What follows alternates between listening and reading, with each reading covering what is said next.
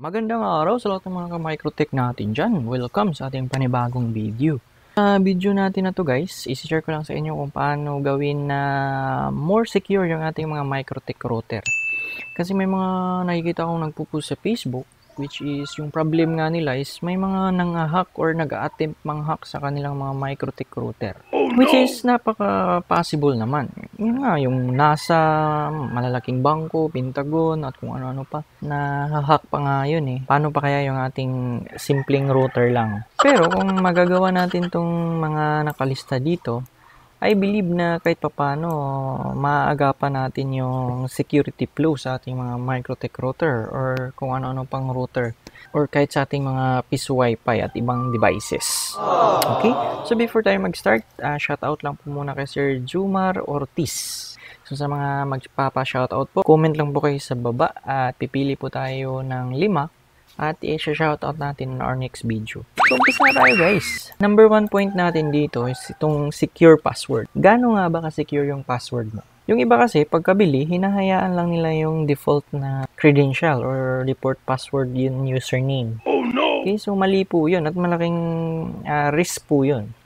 Kasi marami pong nakakaalam at hindi lang ikaw or hindi lang isa, dalawa. Marami pong nakakaalam ng mga default login.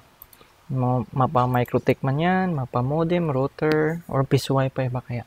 So, napaka-importanting lagyan nyo po ng secure password yung devices nyo na kayo lang ang nakakaalam. Okay, so in microtech, paano nga ba siya gawin? Lagyan ng password. So, mag-login lang po tayo sa router gamit yung Winbox o yung web. And then, punta lang po tayo dito sa system and then users. Yan. So dito niyo po, pwede kayo ditong mag-add ng username na sarili nyo. Mostly ang ginagawa ko is, nag-add ako dito ng sarili kong account at binubura ko tong admin. Kasi yun nga, mga default credential is madaling mahulaan. Like admin, so given, admin. So ang password na lang yung poproblemahin nila. Whereas kung pati login, papalitan mo, siyempre yung mga attacker, huhulaan pa nila pati yung username mo. Tapos, lagyan mo pa ng matinding password o di, mas lalong sasakit yung ulo nila paano sila makapasok. I suggest kung maglalagay ka ng password, yung mga may hirap, at least 8 to 16 characters. Ako, ang ginagawa ko, meron akong random password generator dito. Yung site niya, ito, password generator, and then yung password length ko lagi, 16. Tapos, depende na sa'yo kung anong mga symbols or characters yung gagamitin mo. Sa akin, usually ganyan lang. And then, generate lang. Yan. So, ang ma-generate dyan, yun na yung gagamitin kong pang password. Kagandahan yan, kung gagamitan ka ng brute force attack, aabutin siya ng weeks or buwan or linggo kung matindi yung password list niya bago maka-crack yung password mo. Copy mo lang to, tapos yun yung ilagay mo dito sa iyong microtech users. And then, punta tayo sa ating pangalawang points, which is yung neighbor discovery. Ano nga ba itong neighbor discovery? So, kung mapapansin nyo guys, kung mag-log out or mag-disconnect ka sa Winbox, may lalabas dito na information, yun yung neighbor discovery. So, kung gusto mo na hindi ka makita yung network mo sa paligid-ligid, i-disable natin tong neighbors discovery. Pero take note lang, hindi mo na rin siya makikita katulad dito. Dapat sa ulo mo yung IP mo, credential, at saka login. Okay, so try natin siyang i-disable. Punta lang tayo dito sa IP and then neighbors. Ayan. And then discovery settings. And then dito sa interface, gawin lang natin siyang none. Okay? Then apply. Okay. So, ngayon, hindi na makikita ng iba yung network mo. Kung babalik tayo, magdi-disconnect tayo, ayan, mapapansin nyo, wala nang lumabas dito na neighbors. Hindi na siya makita. Pero makakapag-login ka pa rin. Basta alam mo yung IP mo, credential mo at password. Type mo lang dyan, then connect.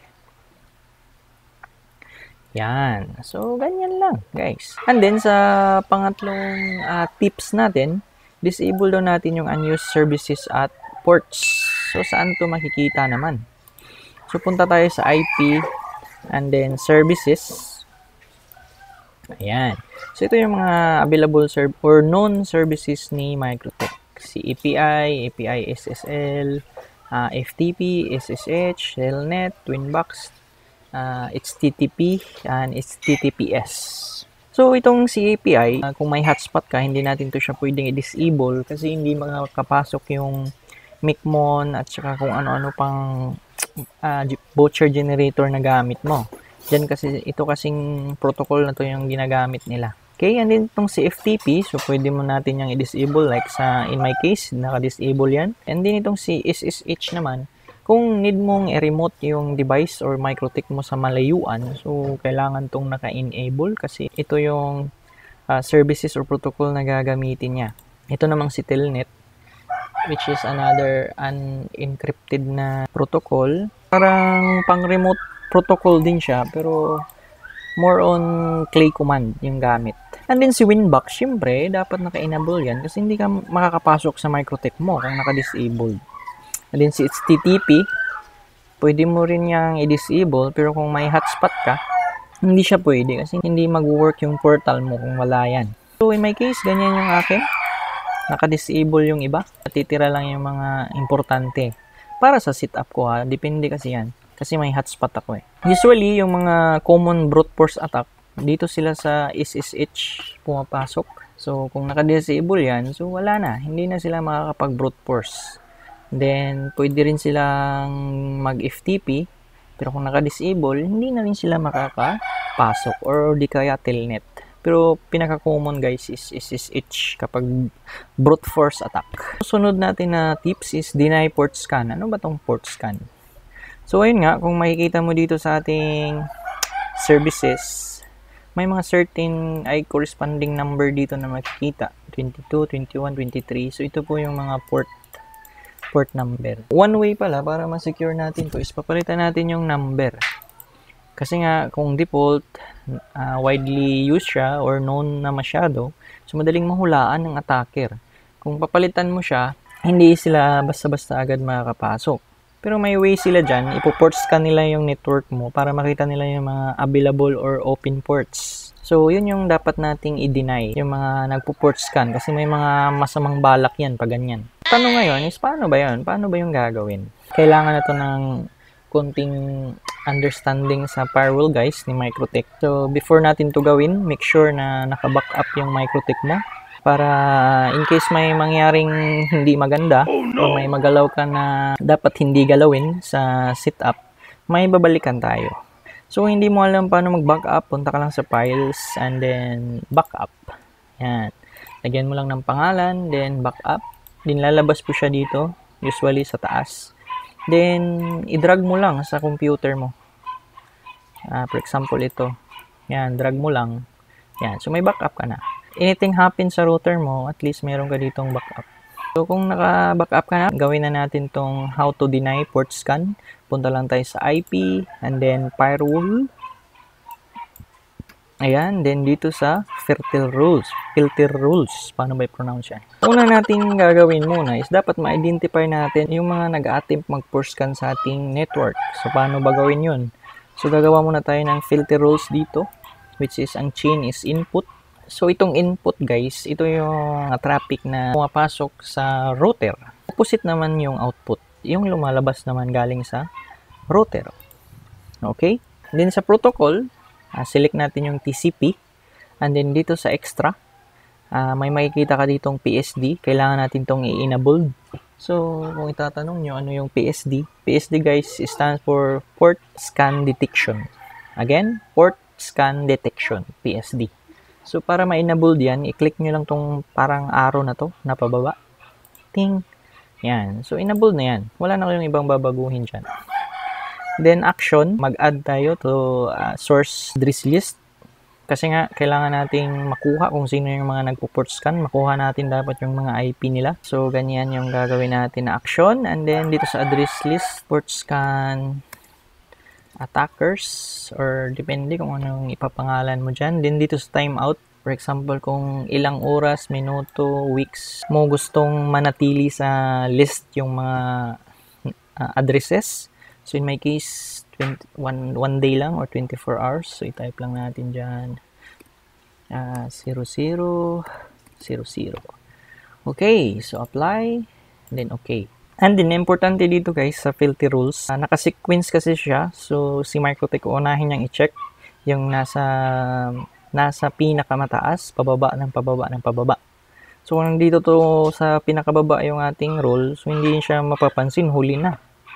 Diba? So, dapat nasa taas to siya para anything na may mag-attempt, madidetect niya agad.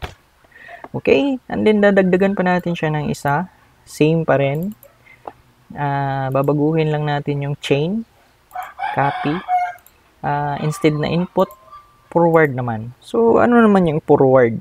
So, si forward guys, is ito yung mga packets na umiikot-ikot ating buong network. Okay? Meaning, from internet, pasok sa router mo, then labas sa mga clients, then from clients na naman, pasok sa router mo, then labas, papunta sa internet. So, ganyan yung forward. On our future courses na i-offer, itatackle natin to.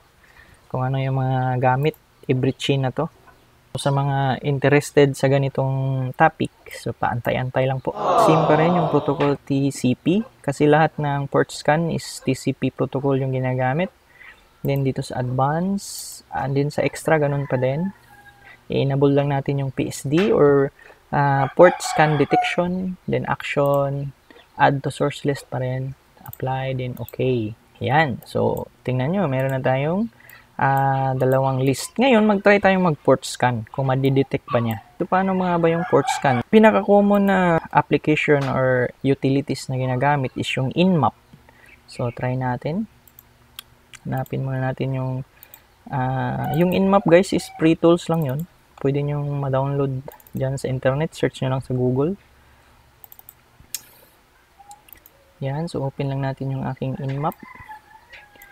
Yan, so bantayan nyo lang to guys. Itong ating rules dito, dapat may papasok na packets or bytes dito once nag-perform na tayo ng scan.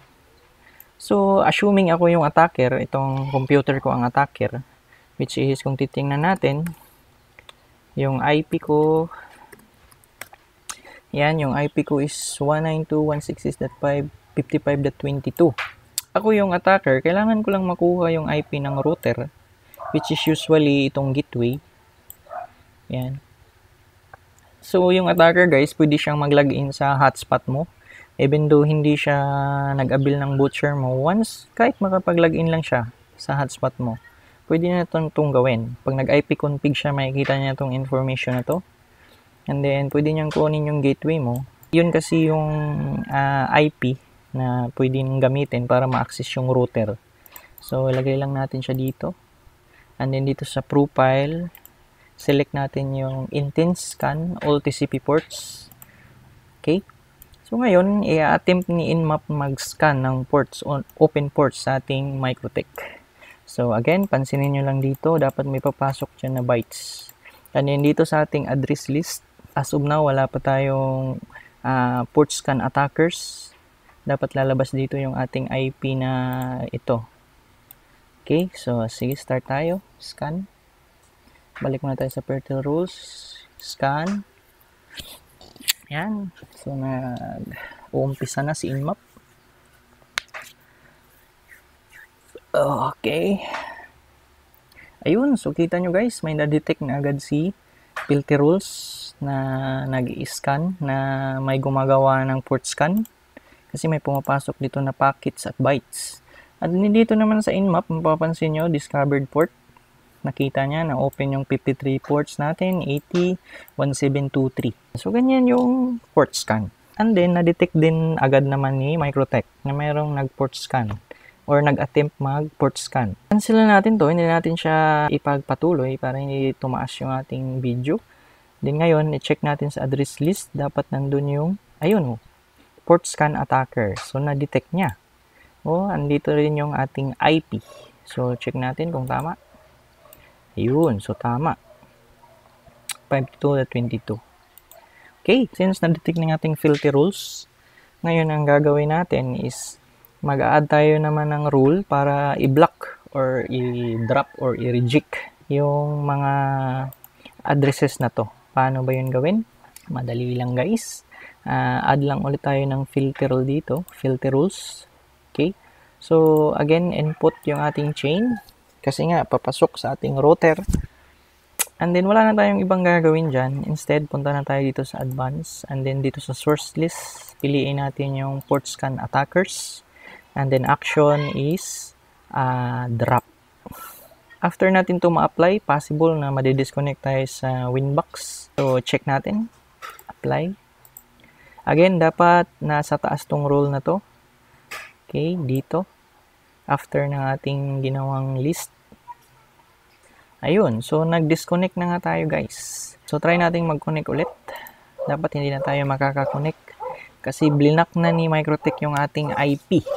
Kasi nga, na-detect niya na gumagawa tayo ng scan sa kanya. Yun o. So, hindi na tayo maka-connect. Di ba? So, try natin mag-login gamit yung cellphone ko guys sa Microtech kung makaka-login tayo.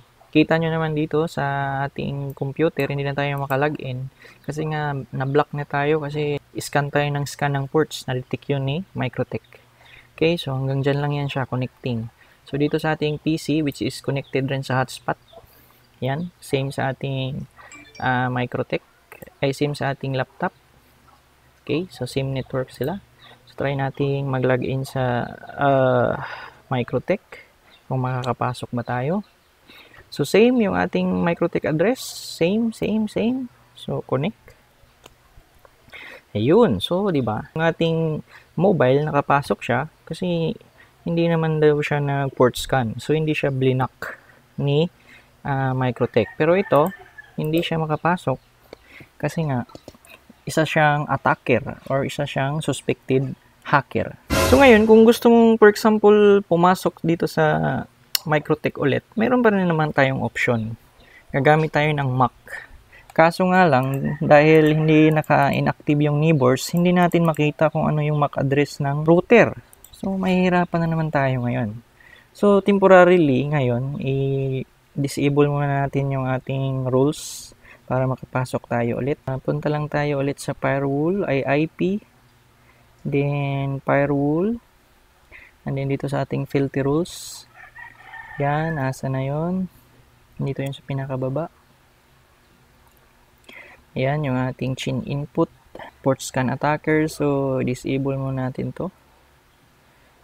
Disable. Yan, so naka-disable na siya. Try natin ngayon mag-connect ulit gamit yung ating PC. Connect. Ayun, so nakapasok na naman tayo. Kasi nga, disable natin itong si drop. Oh, di ba guys? Ang lupit. So, try natin itong ilagay dito sa taas para mas maganda. Yan. Okay na tayo sa disable port scan. Ngayon naman, punta naman tayo sa firewall filtering. So, ano na naman tong firewall filtering na to? So, number 1 na gagawin natin is allow only valid traffic. I-allow lang natin yung mga valid traffics na papasok sa ating network. Okay? Saan ba yung mga valid traffic? Paano ba yun ma-identify na valid or invalid? So, napakadali lang yan guys sa Microtech. Again, dito pa rin tayo sa filter rules kasi ito yung parang firewall filtering ni Microtech. Mag-add na naman tayo ng another rule. General, and then ang chain na gagamitin natin is input pa rin. And then dito sa connection state, yan. So mayroon ditong new, related, established, invalid. So yan lang yung siselect natin. Pag sinabi mong valid connection, so itong tatlo na to yung ating i-check. And then yung action natin, accept. Okay? Apply. Yan. So mayroon tayong makagawa dito. Then again, ilagay natin siya sa medyo mataas-taas. Then mag-add pa tayo ng isa. Copy muna natin. Then ito naman is para sa forward. Apply. Okay. So ayan, dalawa na sila. Last na gagawin natin is maglalagay naman tayo ng drop para sa mga invalid na connection. So add. And then input pa rin tayo. And then connection state. So dito i-check lang natin yung invalid, and then yung action natin is drop. Yan. So okay, nandito na naman yung drop natin. So ilagay lang natin siya after nung dalawang rules na ginawa natin una. Tingnan nyo, may mga pumapasok na dito, meaning mga valid connection, established at saka new to. At sa drop natin wala pa kasi ayun, mayroon ng isang packet na pumasok, dalawa. So, meaning invalid connection yun. Wala naman tayong mapapansing major changes dito. i-filter out lang niya. Yun nga, yung mga connection na new, related, or established. And then, i-drop naman niya yung mga connection na invalid. Dito naman tayo sa Winbox access. Ito yung pinaka-paborito ko dito guys. Ayan, ito lang yung medyo usually ginagawa ko sa mga deployment ko. Ina-allow ko lang yung IP ko na maka-access sa Winbox at wala nang iba. Yan. So, ganun yung purpose ng gagawin natin ngayon. Assuming yung laptop ko lang yung i-allow kong mag-access sa aking Microtech using Winbox at wala nang iba. Okay? Pansin nyo yung cellphone ko kanina, naka-access siya. Ngayon, ibablock natin naman yon. So, napakadali lang yan gawin guys. Again, mag-add na naman tayo dito ng filter. Ang chin niya is input pa rin. Kasi nga, yung router yung aatakihin natin. Dito sa source address list, ilagay mo lang dito guys yung IP ng computer mo. Or kung anong device yung gusto mong maka-access lang. Important to note lang na dapat naka-static yung device mo guys. Dapat itong IP na to ang forever niyang gamit. Kasi kung hindi yan naka-static, hindi ka makakapasok. Madali lang naman mag-static. Punta ka lang sa IP, DHCP server, and then dito sa list. Yan, so hanapin mo lang dyan yung device mo. Then, example, kapag may D dito, meaning naka-dynamic yan. Meaning, automatic na IP yan galing sa DHCP server. I-double click mo lang, tapos, then make static. Yan, so magiging forever na yung IP na yan sa device. Okay, so in my case, yung IP ng laptop ko is naka-static yan. Then naka-declare siya dito sa aking simple queue, which is ito nga, laptop. Ang address is 192.168.52.55.22, which is yun din yung makikita natin dito kapag nag-IP config tayo. So yun yung IP na i-declare natin as only access sa ating Winbox. Okay, so balik tayo sa firewall. And then mag-add ulit tayo na wala yung kanina. Input, then source address, lagay natin yung ating IP. Dito sa action, drop. Yan, diretso lang, drop. Uy, bakit mo i-drop? I-IP mo yan. So, yun nga yung trick dun guys. IP mo ilalagay mo dito, then lalagyan mo dito siya ng, i-check mo to. Meaning exempt. Exempt sa address ng aking laptop or exempt sa address na to. Anything else is i-drop niya. So, ganyan yung purpose ng role na to. And then, dito sa protocol, lalagyan mo lang siya ng TCP. And then, dito sa destination port, ilagay mo lang dito yung port ni Winbox, which is 8291. Okay? So, apply and then, okay. Para masigurado mo kung ano yung port dito, so punta ka lang ulit sa IP and then services. And then, yan, Winbox 8291. Sige nga, try natin kung gagana. Asa na yon? So again, dapat nasa pinakamataas to guys. Kasi ito yung unang babasahin ng ating Microtech. Yung mga mag-attempt pumasok sa ating network. Yan. So ngayon, try kong mag-login gamit yung aking cellphone ulit. Hanapin lang ulit natin yung Microtech app. Yan. So try nating mag-login. So again, dineclare natin sa ating Microtech na yung IP lang ng laptop yung tatanggapin niya pag papasok siya sa Winbox through 8291 ports. So, try nating mag-connect. Yan. So, ayun. Connecting lang siya. And then, makikita nyo dito may pumapasok na packets. Meaning, nadidetect niya na may nag-try mag-connect sa ating Microtech. Ayun, connection refuse. Ayaw niyang papasukin. Oo, di ba? Kahit anong try mo dyan, hindi yan makakapasok. Kasi nga, yung role natin is only yung IP lang nating laptop yung pwedeng pumasok. Wala nang iba. So, kung mag-success man yung brute force ng attacker mo, makuha niya yung credential mo, wala pa rin silbi. Kasi, yung IP niya is hindi nakaset dito. Ibablock pa rin siya ni Microtech. Okay, para makita natin kung gumagana siya, try natin itong i-disable. Yan. Ngayon, try nating mag-connect. So, dapat maka-connect na yan kasi tinanggalan natin yung drop. So, ayun. Connected. So, ibalik natin yung drop. Mag-disconnect yan. Ayun. So, di ba? Disconnect ulit. Disconnect automatically. Okay? So, ngayon guys, paano naman kung sa web? So, sa web address, ita-type lang natin yung address ulit ng ating Microtech 55.1. So, lalabas to. Yan. Ito yung webpig. So makakapasok pa rin yung attacker, di ba? No, walang kwenta yung config mo, mapapasok pa rin yan dito sa webpig. Okay, so ngayon paano naman natin yan mas masusolusyonan? Madali lang din yan. So kung wala kang hotspot, i-add mo lang dito yung port 80. Yan, something ganyan. Port 80 or kung ano-ano ba. Pero yun nga sabi ko is kapag may hotspot ka, mahirap i-block yung port 80 kasi kailangan yun ni hotspot. So ang magagawa lang natin is punta tayo dito sa system and then users. And then, punta lang tayo guys dito sa groups. Ayan. So, make sure nyo lang, for example sa admin, belong siya sa pool na group, ito. So, ang gagawin nyo lang is open nyo lang yung group selection na yan. And then, makikita nyo na dito yung mga naka-check. So, itong web, ito yung web access natin sa router via web. So, yan, check mo lang yan. Yan, apply. Okay. Okay, so ngayon, try natin guys. So, admin and then password natin. Yan. So, mag-invalid user to, hindi tayo makakalagin yan. Okay. So, ayun, authentication field, invalid. Kasi nga, dito binago natin. Tinanggalan natin siya ng access sa router via web. O, di ba? Kung try natin ibalik, apply. Okay. So, type ulit natin yung ating password. Makakalagin na tayo niyan ngayon. Yun! So, nakadepende na lang sa inyo kung paano nyo i-set up. And then, paano naman sa app? Katulad nga dito sa ating cellphone. Ito, app to eh. Ito yung MikroTik app na yan ha. Paano naman? I-limit natin naman yung access dito. So, napakadali lang din. Balik lang ulit tayo ulit sa system, then users, and then groups ulit. Then, kung anong belong sila na group. And then, may makikita kayo ditong tick app. So, yan po yung official app ni MikroTik.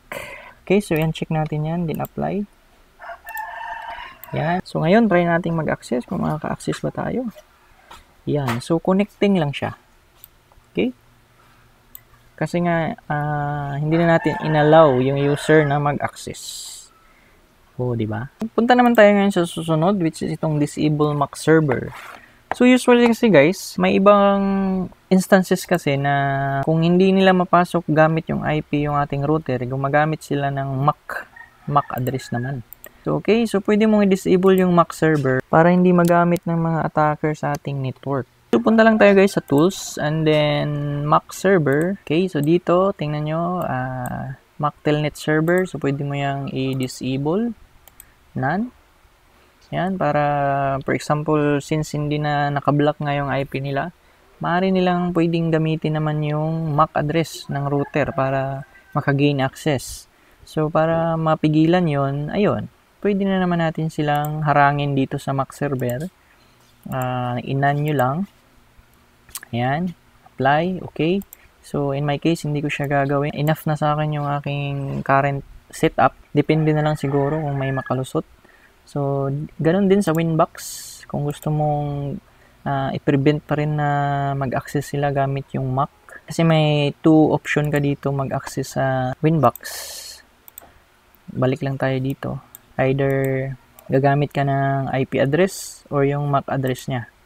So, pwede mo siyang i-disable dito. Ang gagawin mo lang is i-set mo siya as none. And then, punta naman tayo sa ating hotspot setup. So, double check nyo lang yung settings nyo sa inyong hotspot. Okay, and then punta lang tayo sa server. Then, yung ating hotspot server. I-check nyo dapat yung addresses per MAC is isa lang. Dapat naka-isa lang yan. By default kasi si MikroTik naka-2. Pero dapat 1 lang yan. Yan, para maiwasan natin yung mga MAC cloner. And then, dito sa server profile, yan, dito sa login, dapat naka-uncheck tong MAC. Yan, para hindi rin magamit nila. Okay, so ganun lang naman yung babantayan nyo dito sa hotspot. Iwan ko lang kung meron pang ibang gagawin dito. Sa akin, yun lang yung alam ko. Pwede po kayong mag-comment na lang sa baba kung meron pa kayong maidadagdag. Pero sa akin kasi ito lang yung sinisigurado ko dyan. Yung address per MAC is dapat 1. Susunod naman natin is i-secure dapat natin yung ating access point. Kung meron kang mga outdoor access point, dapat naka-secure yan. Katulad nga dito, dapat naka-password. At the end of this video, ipapakita ko sa inyo kung paano i-connect yung ating access point kahit nasa bubong na. Hindi na natin kailangan ibaba. or i-connect directly sa ating laptop. Punta muna tayo dito sa hide Microtech router IP. Okay, so ito, importante din to guys. Paano nga ba nakikita ng attacker natin yung ating IP or yung mga list of IPs natin? So, madali lang siyang gawin gamit yung traceroute. Tingnan natin tracertgoogle.com. Yan, so kapag nag-traceroute tayo ng Google, makikita dyan yung ating IP address. IP address ng ating router. Yun, no? So, kita niya agad, isa. Ito yung IP address ng ating router.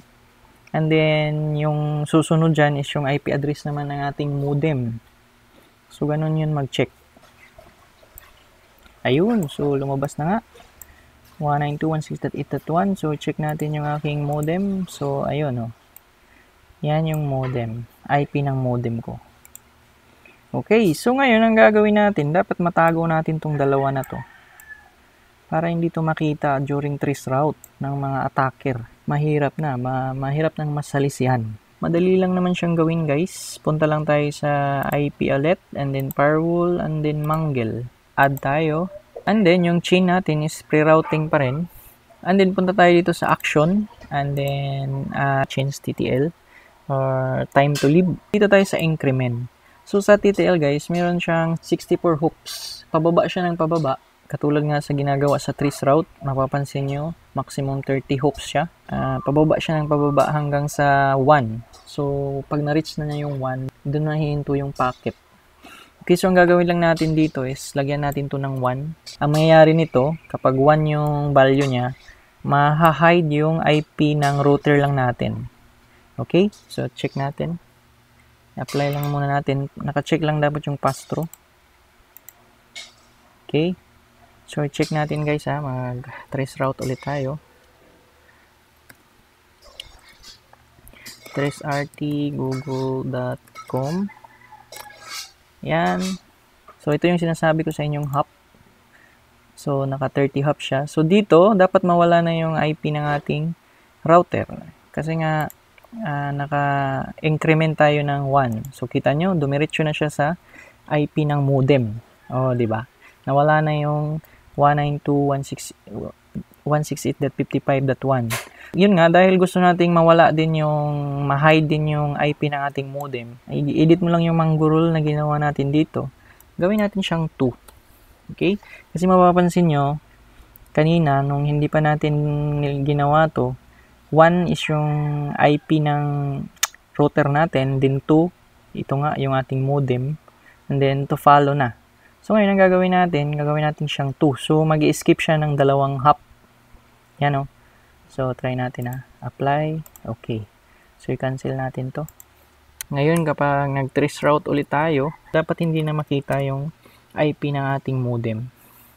Okay? So, check natin. Antayin lang natin. Ayun. So, request timeout. So, wala nang nagpakita na modem or router IP natin dyan.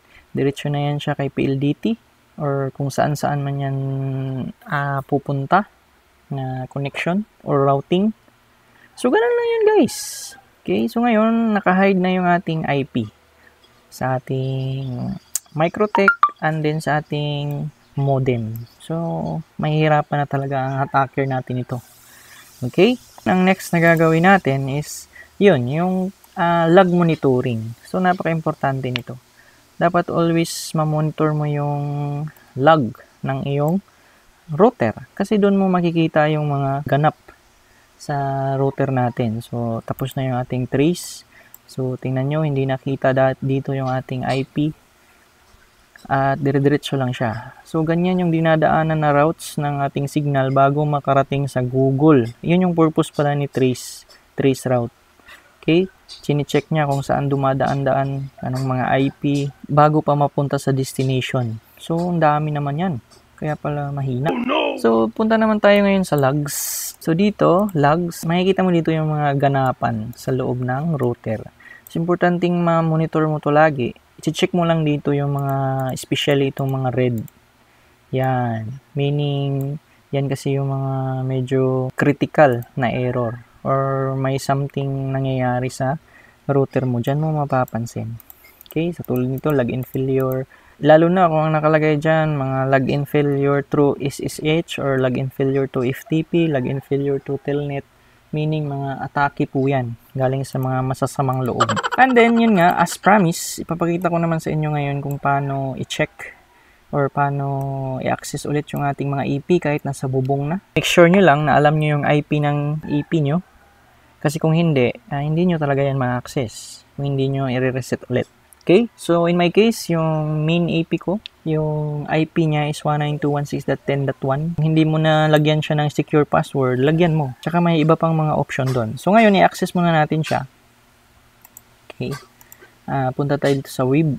So, as of now, connected ako sa hotspot, internet. So, meron akong internet. Pero hindi natin yan ma-access yung ating EP. Gamit yung normal connection lang. Okay? O, tingnan nyo, loading lang. So, para ma-access natin yan, punta lang tayo sa ating network interface. Sa ating computer or laptop or cellphone. And then, punta tayo dito sa network settings. Change adapter option. Sa Windows 10 to guys. And then, yung ating Wi-Fi interface. Punta tayo dito sa Internet Protocol version 4. Then, maglagay tayo dito ng static IP. Since 92.168.10.1 yan, pwede kang maglagay ng .2 or .2 or .5. Basta hindi lang yung exact na IP mismo ng router. Okay? So, sa akin, lalagay ko dito 10.2. Then, dito submit. I-click nyo lang guys. Hindi nyo na kailangan mag-type. I-click nyo lang. Then, lalabas automatic yung submit mask. Then, i-okay nyo lang. Okay. Okay, so mga normal, may-disconnect tayo sa Winbox. Kasi nga, hindi yan yung IP na in-allowed natin pang access. So, ngayon, try nating i-enter ulit yung IP ng ating EP. So, ang EP ko palang gamit is E314NB2. So, yan o. Na-open na siya. Hindi ko kailangan umakyat sa bubong. O, diba? So, ngayon, access natin siya. Yan. So, ini AP siguro, gagana yun. Hindi ko lang sure guys ha. Pero sa Compass, ganito lang mag-access sa kanya. Kahit nasa bubong na siya or naka-EP mode. So, naka-EP mode siya. Kita nyo naman. So, dito sa firewall, pwede ka rin ditong maglagay ng mga filtering para talaga masigurado mo yung iyong network na safe na safe. Napaka-importante dito sa DDoS defense, i-check mo yan. And then kung may option na IP isolation sa EP mo, mas maganda para talagang secured. So yun nga, kailangan secure siya. So punta ka sa password, then lagyan mo siya ng napakalupit na password. Okay, then save, confirm mo lang, then reboot. Pag okay ka na, ibalik mo lang sa normal ulit yung IP mo. Para magka-internet ka ulit. Hindi ka magkaka-internet kapag hindi mo yun binalik. Okay, so check mo lang ulit yung obtain IP address automatically. Then okay. Okay. Then good to go na tayo. Meron naman ulit tayong internet. So, ganun lang guys. So, sana napulutan nyo na naman ng aral or may natutunan naman kayo sa video natin.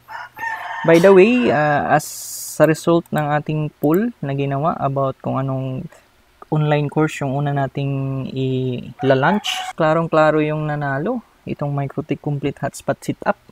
So, dahil dyan, so may ginawa na ako ditong outline about sa course. So, antay-antay lang po tayo. Mura ko lang po ito yung i-offer. Presyong pangkaibigan lang. Mag-announce na lang po ako kung kailan po siya talagang officially available. Okay, so again mga ka-MikroTik, mga ka-hotspot, mga kapiso, salamat. At kita-kits po ulit sa ating next video.